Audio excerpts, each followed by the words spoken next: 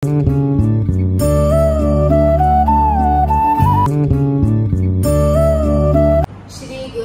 नमः। अथ गुरुरष्टकम्।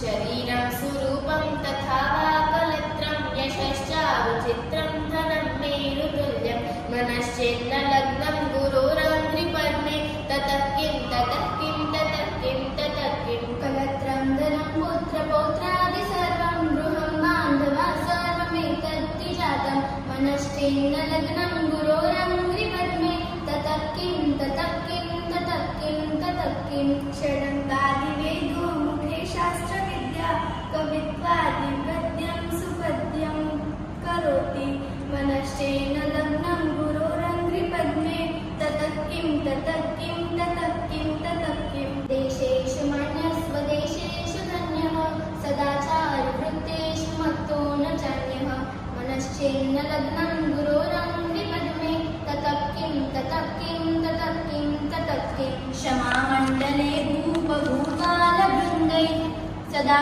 सेवितं यस्य पादारविन्दं मनश्चेन्न लग्नं गुरोरङ्घ्रिपद्मे ततः किं ततः किं ततः किं ततः किं यशो विगतं दीक्षदानप्रतापात् जगद्वस्तु सर्वं करेयत्प्रसादात् मनश्चेन्न लग्नं गुरोरङ्घ्रिपद्मे ततः किं ततः किं ततः किं ततः योगेन योगेन वा विराजो न कान्ता मुखेनैव वित्तेषु चित्तं मनश्चेन्न लग्नं गुरोरङ्घ्रिपद्मे ततः किं ततः किं ततः किं ततः किं अरण्येन वा स्वस्य गेहेन कार्ये न देहे मनोवर्तते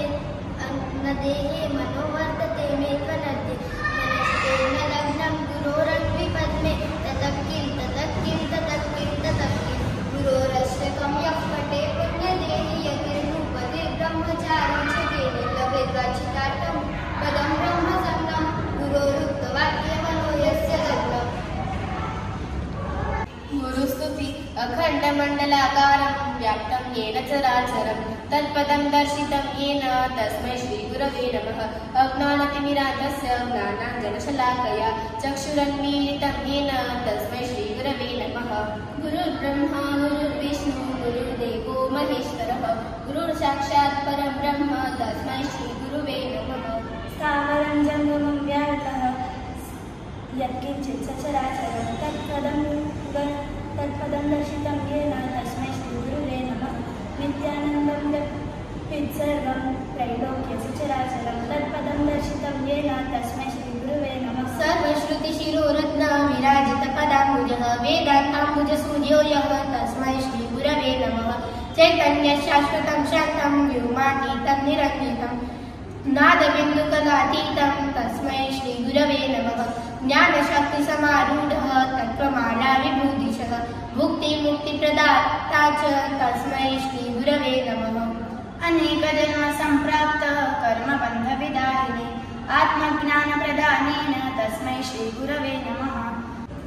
शोषणं भवसिन्धोश्च ज्ञापनं सारसम्पदः गुरुः पादोदकं सर्वं तस्मै श्रीगुरवे नमः। न गुरोरधिक